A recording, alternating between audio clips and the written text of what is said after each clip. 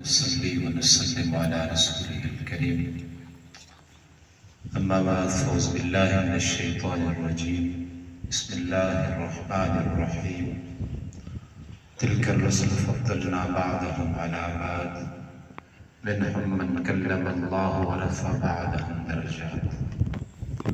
آمنت بالله صدق الله مولانا العلي العظيم وصدق رسوله النبي الكريم العظيم. ببركة الله وملائكته يصلون على النبي يا أيها الذين آمنوا صلوا عليه وسلموا تسليما. اللهم صل وسلم وبارك على سيدنا ومولانا محمد وعلى آله وأصحابه وأزواجه وبارك وسلم عليه. ستارے ٹوٹ جائیں گے، زمین پر زلزلہ ہوگا، محمد تخت پر ہوں گے، عدالت پر خدا ہوگا. باغ جنت میں محمد مسکراتے جائیں گے، پھول رحمت کے گریں گے، ہم اٹھاتے جائیں گے. قرآن مجید فرقان حمید کی جو آیت کریمہ میں نے آپ کے سامنے تلاوت کی ہے، اس آیت کریمہ کی معنی اور مفہوم کہنے سے پہلے آپ کی خدمت میں ایک عرض کرنا چاہتا ہوں کہ امام الشاہ احمد رضا خان بریلوی رحمۃ اللہ علیہ کے ایک چھوٹے بھائی ہیں، مولانا حسن رضا بریلوی رحمۃ اللہ علیہ. ان کا ایک شعر ہے کہ فقط اتنا سبب ہے انعقاد بدر محشر کا کہ اسی میں شان محبوبی دکھائی جانے والی ہے. حسن رضا بریلوی رحمۃ اللہ علیہ فرماتے ہیں کہ قیامت اللہ رب العزت نے کیوں قائم کی ہے؟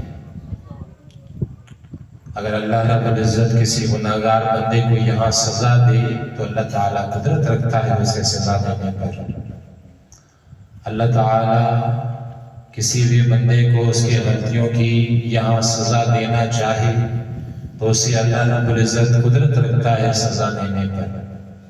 پھر یہ قیامت کا دن اللہ رب العزت نے کیوں مقرر کیا ہے جزا اور سزا کے لیے؟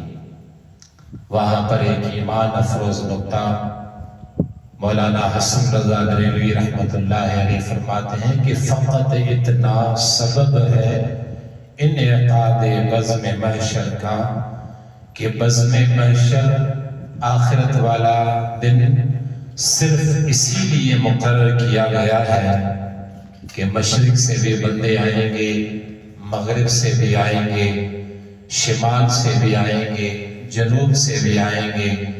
آدم علیہ السلام سے لے کر آخری بندے تک ہر بندہ حشر کے دن اللہ رب العزت کی بارگاہ میں موجود ہوگا.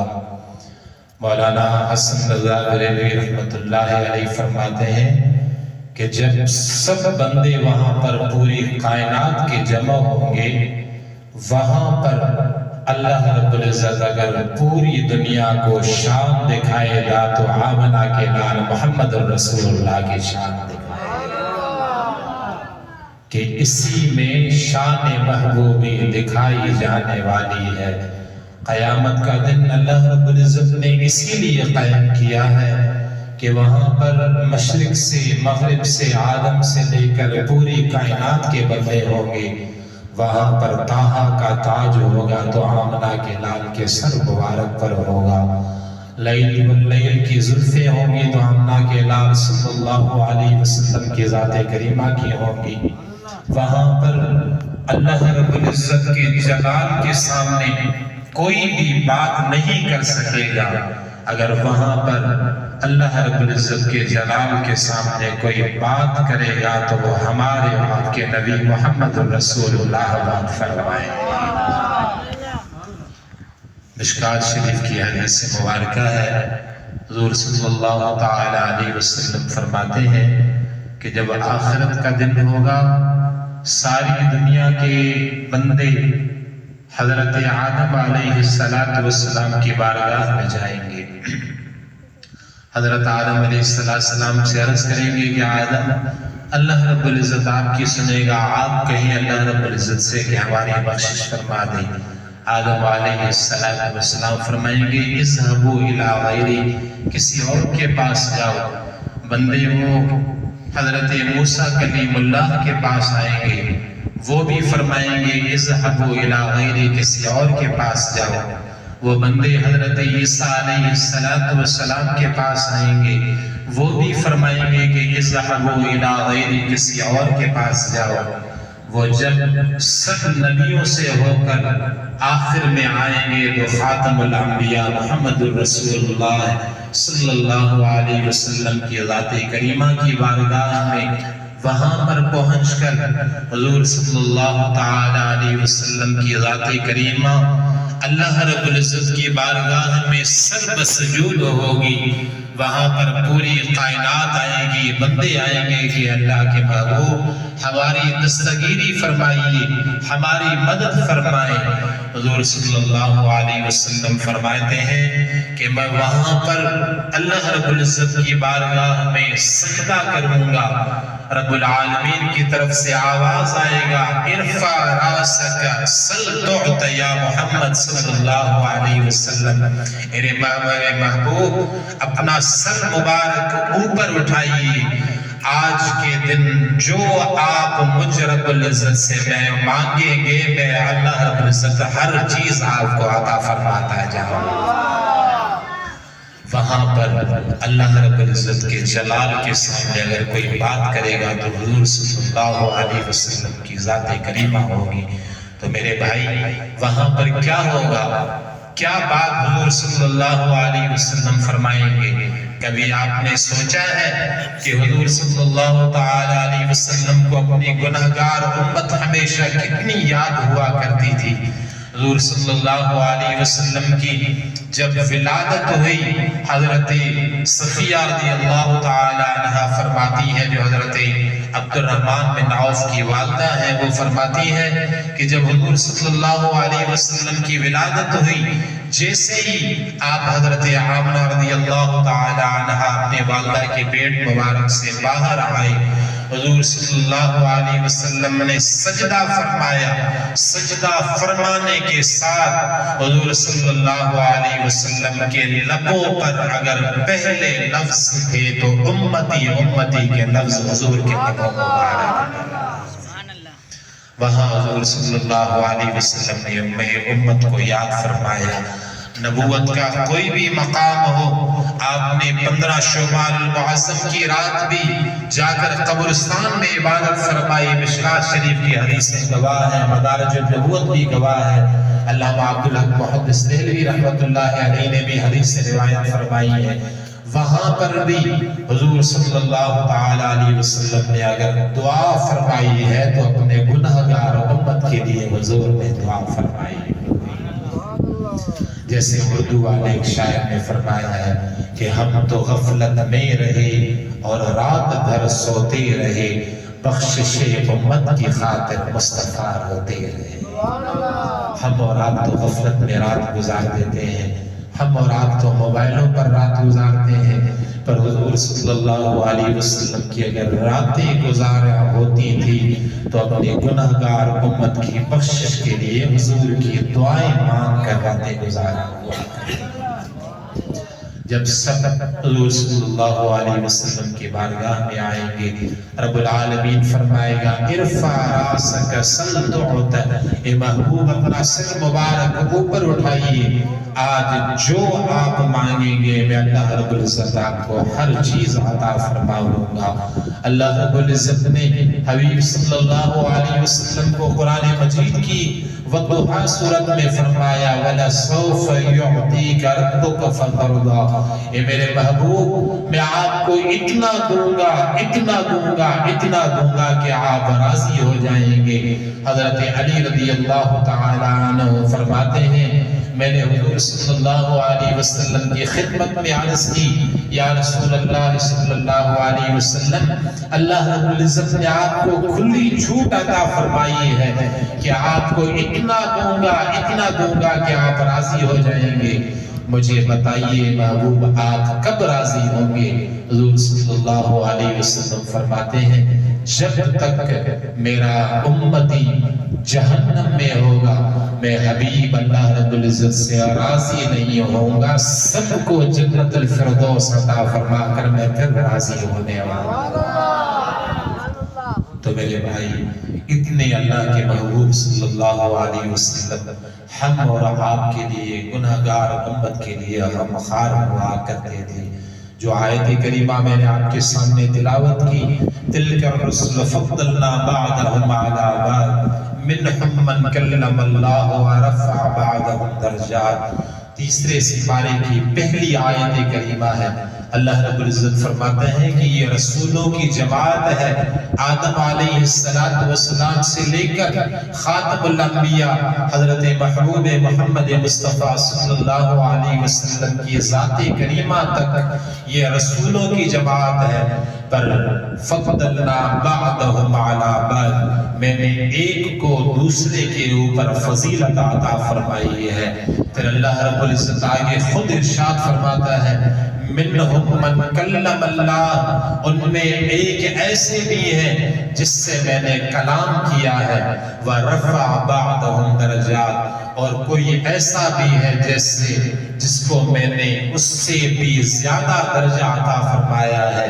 حضرت ابن عباس تفسیر سے لے کر آج تک بھی علامہ غلام رسول سیدی رحمت اللہ علیہ کی تفسیریں اٹھائیں، وہاں پر اس تفسیر آیت کے نیچے یہ چیز آپ کو ملے گی، یا رب العزت جیسے فَمِنْهُمْ مَنْ كَلَّمَ اللَّهُ، میں نے ایک سے کلام فرمایا، اس کلام سے مراد حضرت موسیٰ کلیم اللہ علیہ السلام ہے کہ اس کے ساتھ اللہ رب العزت نے وہاں پر جبل پر جا رب العزت نے کلام فرمایا، اور مِنْهُمْ مَنْ كَلَّمَ اللَّهُ وَرَفَعَ بَعْضَهُمْ درجات۔ حضرت ابن عباس سے لے کر سب کہتے ہیں ان کلام سے بھی زیادہ اللہ رب العزت نے شان اور رفعت عطا فرمائی ہے، تو آمنہ کے لال محمد رسول اللہ کو عطا فرمائی ہے۔ کلیم اور حبیب میں میرے بھائی زمین آسمان کا فرق ہے۔ جیسے حضور صلی اللہ علیہ وسلم مشکات شریف کی حدیث میں فرماتے ہیں کہ صحابہ کرام آپس میں بیٹھ کر باتیں کر رہے تھے، ایک صحابی کہہ رہا تھا اللہ رب العزت نے حضرت آدم علیہ السلام کو صفی اللہ بنایا، ایک صحابی کہہ رہا تھا اللہ رب العزت نے حضرت موسیٰ کو کلیم اللہ بنایا، ایک صحابی کہہ رہا تھا اللہ رب العزت نے حضرت عیسیٰ کو روح اللہ بنایا، ایک صحابی کہہ رہا تھا اللہ رب العزت نے حضرت نوح کو نوح نجی اللہ فرمایا، ایک صحابی کہہ رہا تھا اللہ رب العزت نے حضرت ابراہیم کو ابراہیم خلیل اللہ بنایا، اپنا دوست بنایا۔ حضور صلی اللہ علیہ وسلم جیسے ہی گھر سے باہر آئے، آپ وہاں کھڑے ہو کر باتیں سن رہے تھے۔ حضور صلی اللہ علیہ وسلم نے ارشاد فرمایا اے صحابیوں، جس نے کہا آدم صفی اللہ ہے اس نے بھی سچ فرمایا، جس نے کہا عیسیٰ روح اللہ ہے اس نے بھی سچ کہا، جس نے کہا ابراہیم خلیل اللہ ہے اس نے بھی سچ کہا، جس نے کہا موسیٰ کلیم اللہ ہے اس نے بھی سچ کہا۔ پر میں اپنے متعلق صحابی آپ کو بتاؤں، انا حبیب اللہ ہے، کوئی کلیم ہے، کوئی خلیل ہے، کوئی نوح ہے، کوئی کیسا بھی ہے، پر پوری کائنات میں اگر اللہ کا کوئی حبیب ہے تو وہ میں آمنہ کا لال محمد رسول اللہ۔ اسی لیے ہمارے سندھ کے ایک مشہور شاعر ہے آپ نے بھی ان کا نام سنا ہوگا، سندھی میں وہ شاعر ہیں، آپ سندھی بھی سمجھتے ہوں گے، غلام نبی مہیسر رحمت اللہ علیہ، بڑے عاشق رسول شاعر میہر کے گزرے ہیں۔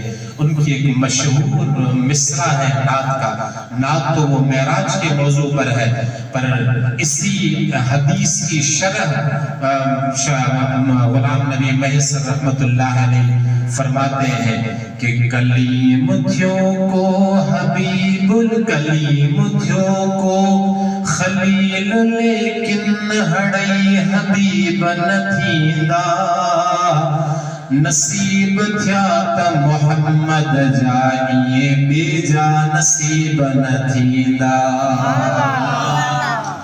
غلام نبی مہیسر رحمت اللہ علیہ فرماتے ہیں کوئی کلیم ہوا، کوئی خلیل ہوا، اگر پوری کائنات میں سب سے زیادہ نصیب رب العزت نے بنائے ہیں تو آمنہ کے لال محمد رسول اللہ کے بنائے ہیں۔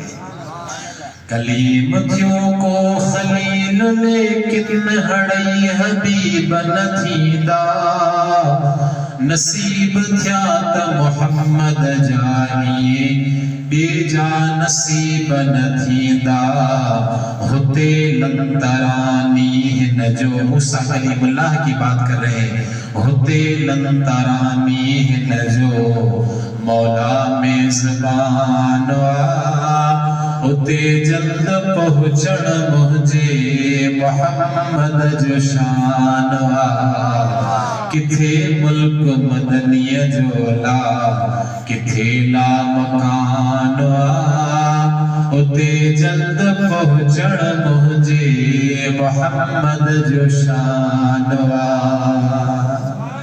اس حدیث کی شرح فرماتے ہیں کوئی خلیل ہوا، کوئی کلیم ہوا، پوری کائنات میں اگر ہے تو حبیب ہے۔ وہ موسیٰ کلیم اللہ کہہ رہی تھی، وہ عرض کر رہے تھے رب العزت کی بارگاہ میں کہ لن ترانی پروردگار مجھے اپنا دیدار کرا، پر آمنہ کے لال صلی اللہ علیہ وسلم نے نہ دعا مانگی نہ محبوب نے کوئی التجا کی۔ موسیٰ کلیم اللہ جہاں وہاں طور سینہ جبل پر جا کر دعا مانگا کرتے تھے، رب العزت سے اعلاز فرماتے تھے کہ پروردگار مجھے اپنا دیدار کرا، مجھے اپنا دیدار کرا، پر بنا مانگے رب العزت نے اگر پوری کائنات میں اپنا دیدار اور جلوہ کرایا ہے تو آمنہ کے لال محمد رسول اللہ کو بھی کرایا ہے۔ ایسے نہیں فرمایا رب العزت نے کہ موسیٰ لن یرانی مجھے کوئی نہیں دیکھ سکتا، ایسے نہیں کہا پر لن ترانی اے موسیٰ تو نہیں دیکھ سکتا، اے میرے پروردگار کوئی ہے آپ کو بھی دیکھنے والا، جیسے اردو والا شعر فرماتا ہے کہ نہ تو دیکھے مجھے اے موسیٰ نہ چشم انبیاء دیکھے، مجھے دیکھے تو اے موسیٰ نگاہ مصطفیٰ دیکھے۔ نہ موسیٰ تو دیکھ سکتا ہے، نہ کوئی نبی مجھے اور دیکھ سکتا ہے، میں نے اگر اپنی جلوے اور دیدار کرنے والی پوری کائنات میں آنکھ بنائی ہے تو وہ آمنہ کے لال محمد رسول اللہ کی آنکھ مبارک بنائی۔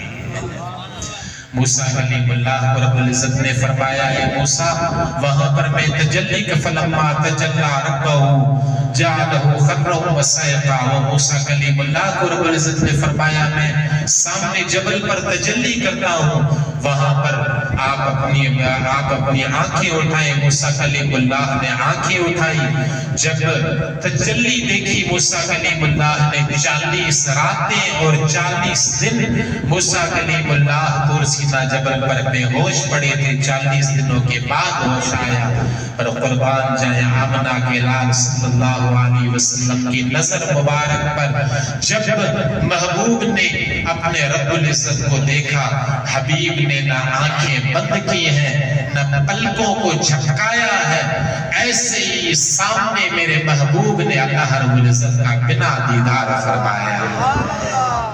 وہ آنکھ رب العزت نے بنائی ہے تو کلیم کو میرے بھائی دعا مانگنے کے لیے کہا کرتے تھے۔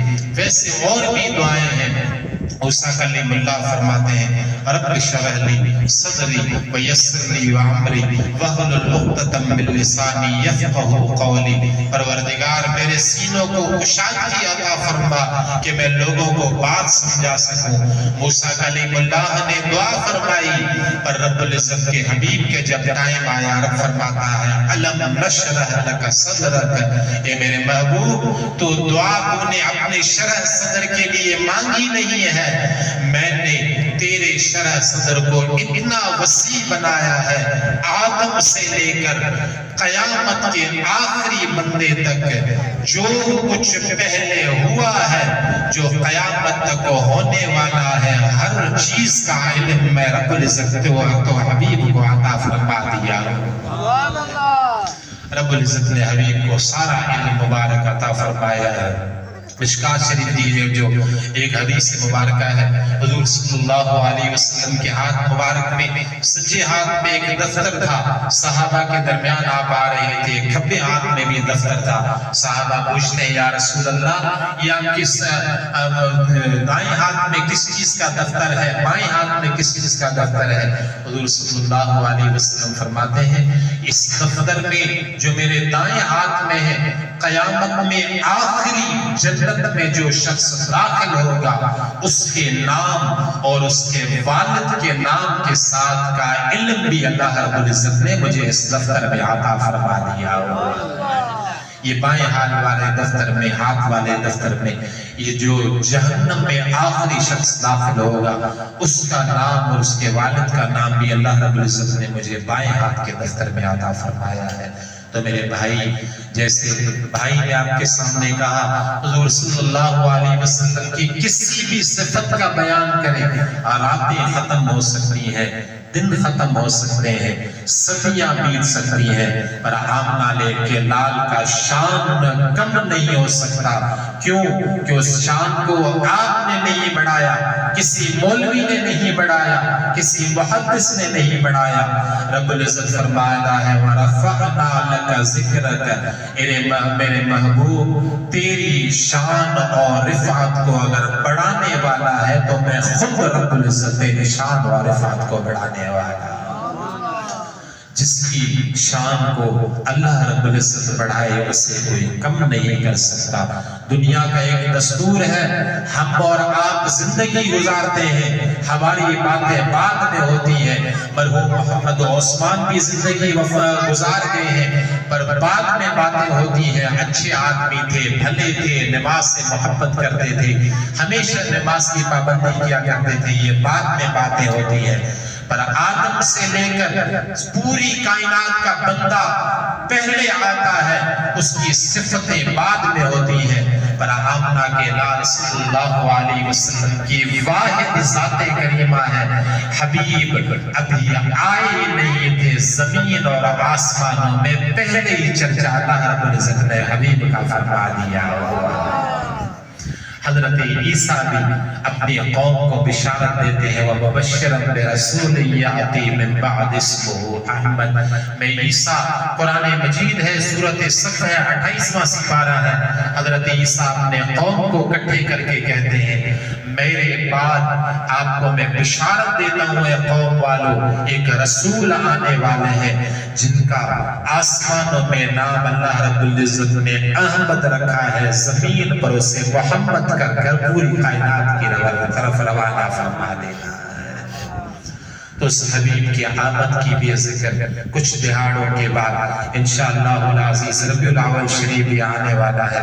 پر میرے حبیب کی شان اور رفعت کسی ربیع الاول کی محتاج نہیں ہے۔ کوئی بھی مہینہ ہو، کوئی بھی سال ہو، حبیب کی جب بھی آپ شان اور رفعت بیان کریں گے انشاءاللہ رب العزت آپ کے اور ہمارے لیے بھی بھلائی فرما کر محبوب صلی اللہ علیہ وسلم کی سچی اور کامل محبت ہمیں اور آپ کو عطا فرماتا رہے گا۔ حبیب کا ذکر کرنا ہمارے اور آپ کے لیے ہی فائدہ ہے۔